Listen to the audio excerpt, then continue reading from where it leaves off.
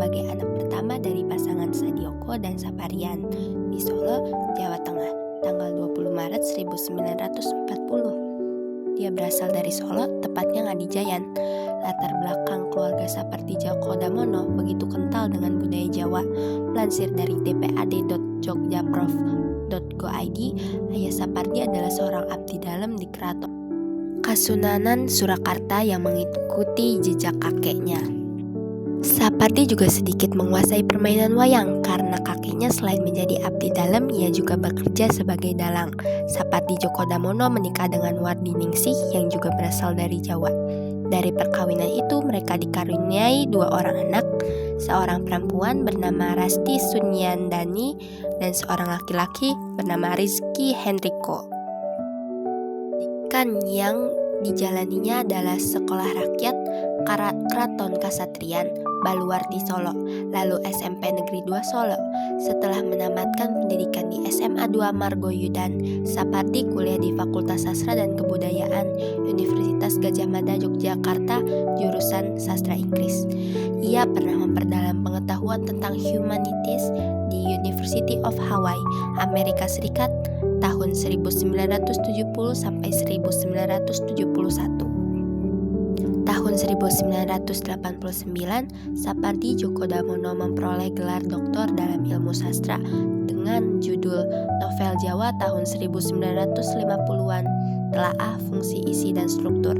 Tahun 1995, ia dikukuhkan sebagai guru besar di Fakultas Sastra Universitas Indonesia.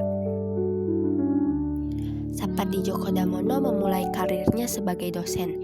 Ia pernah menjabat di beberapa universitas di Indonesia, mulai dari menjabat sebagai dosen dan ketua jurusan Bahasa Inggris di IKIP Malang, cabang Madiun, 1964 sampai 1968. Dosen di Fakultas Sastra Budaya Universitas Diponegoro tahun 1968 sampai 1973. Dosen di Fakultas Sastra, sekarang Fakultas Ilmu Pengetahuan Budaya Universitas Indonesia tahun 1974. Pembantu Dekan 3 Fakultas Ilmu Pengetahuan Budaya Universitas Indonesia tahun 1979 sampai 1982. Pembantu Dekan 1 Fakultas Ilmu Pengetahuan Budaya Universitas Indonesia 1982 sampai 1996. Dekan Fakultas Ilmu Pengetahuan Budaya Universitas Indonesia 1996 sampai 1999 dan Ketua Program Pascasarjana Fakultas Ilmu Pengetahuan Budaya Universitas Indonesia. Pada 1995, Sapardi Djoko Damono juga diangkat sebagai guru besar di Fakultas Sastra Universitas Indonesia. Hampir 1 dekade kemudian, ketika sudah memasuki masa pensiun, Sapardi masih aktif sebagai promotor, konsultan, dan penguji di berbagai perguruan tinggi termasuk sebagai konsultan badan bahasa. Selain karir sebagai akademisi, Sapardi aktif dalam berbagai organisasi dan tentunya berkarya sebagai seorang penyair. Ia pernah menjabat Direktur Pelaksana Yayasan Indonesia 1973 sampai 1980, anggota redaksi majalah Sastra Horizon 1973. Sekretaris Yayasan Dokumentasi Sastra HB Jasin sejak 1975, anggota Dewan Kesenian Jakarta 1977 sampai 1979, dan contoh lainnya yang tertera pada video. Peran Sapardi Djoko Damono sebagai seorang pujangga Indonesia terkemuka bagi dunia sastra Indonesia sangat besar. Sejak masih duduk di bangku sekolah, karya-karya puisi Sapardi Djoko Damono sudah sering dimuat di majalah. Ia juga menulis cerita pendek, menerjemahkan berbagai karya penulis asing, esai, dan sejumlah artikel di surat kabar. Setelah selesai bersekolah dan merintis karir sebagai seorang akademisi, Sapardi berhasil membuktikan diri sebagai seorang cendekiawan di bidang sastra. Perkembangan yang jelas tampak dalam puisi-puisi Sapardi, terutama dalam hal struktur formalnya. Sapardi adalah seorang penyair yang orisinal dan kreatif, dengan percobaan-percobaan pembaruannya yang mengejutkan. Dalam Ikhtisar Kesusastraan Indonesia Modern 1988, karya Pamusuk NST Sapardi dimasukkan dalam kelompok pengarang angkatan 1970-an. Dalam Sastra Indonesia Modern 2 1989, karya Ateu, Sapardi digambarkan sebagai cendekiawan muda yang mulai menulis sekitar tahun 1960. Terlihat perkembangan jelas dalam puisi Sapardi, terutama dalam hal susunan formal puisi-puisinya. Ia dianggap sebagai penyair yang orisinil dan kreatif. Puisi Sapardi Djoko Damono banyak dikagumi karena banyak kesamaan dengan yang ada dalam persajakan barat yang disebut simbolisme sejak akhir abad ke-19. Selain itu, pada tahun 1986, Sapardi memperjuangkan berdirinya organisasi profesi kesusastraan di Indonesia. Di depan peserta penataran sastra tahap 1 dan tahap 2, Pusat Pembinaan dan Pengembangan Bahasa di Wisma Arga Mulia Tugu Bogor. 2 tahun kemudian, Himpunan Sarjana Kesusastraan Indonesia atau yang disingkat HISKI yang dirintis dan diprakarsai Sapardi resmi berdiri.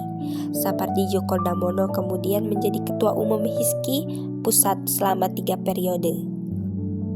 Sajak-sajak Sapardi telah diterjemahkan ke dalam berbagai bahasa, termasuk bahasa daerah.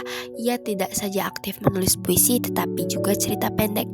Selain itu, ia juga menerjemahkan berbagai karya penulis asing, menulis esai, serta menulis sejumlah kolom atau artikel di surat kabar, termasuk kolom sepak bola.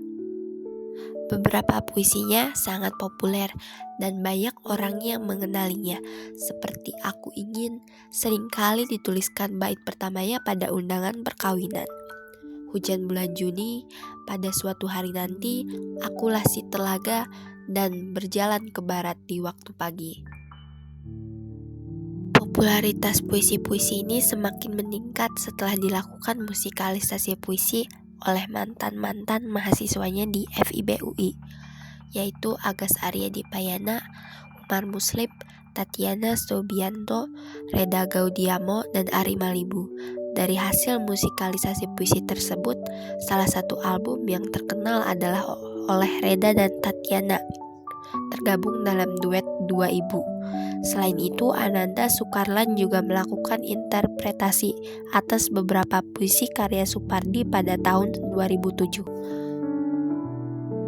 Sapardi Djoko Damono banyak menerima penghargaan. Beberapa penghargaan dan hadiah sastra diterima Sapardi Djoko Damono atas prestasinya dalam menulis puisi. Tahun 1963 ia mendapat hadiah majalah Basis atas puisinya Balada Matinya Seorang Pemberontak. Tahun 1978 menerima penghargaan Cultural Award dari pemerintah Australia. Tahun 1983 memperoleh hadiah anugerah Puisi-Puisi Putra II. Untuk bukunya Sihir Hujan dari Malaysia, tahun 1984 mendapat hadiah dari Dewan Kesenian Jakarta atas bukunya yang berjudul Perahu Kertas. Tahun 1985 menerima Mataram Award. Tahun 1986 ia menerima hadiah Sea Wright Award, hadiah sastra ASEAN dari Thailand. Sapardi juga mendapat anugerah seni dari Departemen Pendidikan dan Kebudayaan tahun 1990. Dalam tahun 1996, ia memperoleh Kalyana Kretya dari Menristek RI. Tahun 2003, Sapardi mendapat penghargaan The Ahmad Bakri Award for Literatur, dan tahun 2004, Sapardi memperoleh Katulistiwa Award. Pada tahun 2012, Sapardi juga mendapat penghargaan dari Akademi Jakarta. Sapardi Djoko Damono meninggal di Rumah Sakit Eka Hospital BSD, Tangerang Selatan pada 19 Juli 2020. Sastrawan besar Indonesia ini meninggal akibat penurunan fungsi organ di usianya yang telah melewati 80 tahun. Ia kemudian dimakamkan di Taman Pemakaman Giritama Bogor, Jawa Barat.